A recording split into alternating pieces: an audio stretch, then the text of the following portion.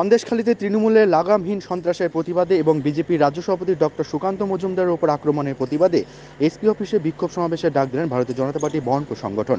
পাশাপাশি আইন অমান্য আন্দোলনের ডাক দিয়েছে। এদিন দুপুর 1টা থেকে বিক্ষোভ সভা শুরু হয়।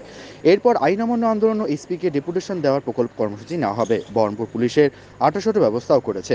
পরিস্থিতি নিয়ন্ত্রণে রাখতে সমস্ত ব্যবস্থা গ্রহণ করেছেন। প্রচুর পরিমাণে পুলিশ মোতায়েন করা হয়।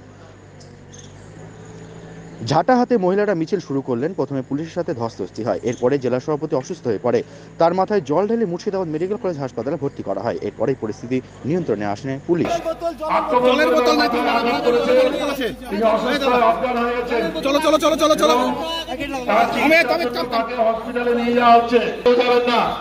আমাদের এই কর্মসূচি যতক্ষণ না ঘোষণা শেষ হবে ততক্ষণ পর্যন্ত দাঁড়িয়েছিলাম।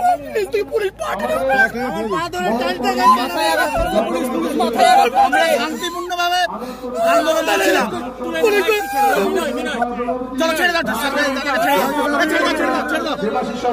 আইন অমান্য করতে এসেছিলেন, কি পরিস্থিতি হলো? দেখুন, আজকে আমাদের আইন অমান্য শান্তিপূর্ণভাবে চলছিল, কিন্তু আপনারা দেখতে পাচ্ছেন পুলিশ যেভাবে চীনের ব্যারিকেড করেছে, তা সত্ত্বেও আমাদের যেভাবে শান্তিপূর্ণ মিছিলের উপরে পুলিশ ধাক্কাধাক্কি লাঠি চালিয়েছে, তাতে আমাদের জেলা সভাপতিও একটু আহত হয়েছে, উনি হাসপাতালে গেছেন। তো সব শুদ্ধ বাদ দিয়ে আজকে শান্তিপূর্ণ আন্দোলনের উপরে যে পুলিশের নির্মম অত্যাচার, এটাকে আমরা ধিক্কার জানাচ্ছি।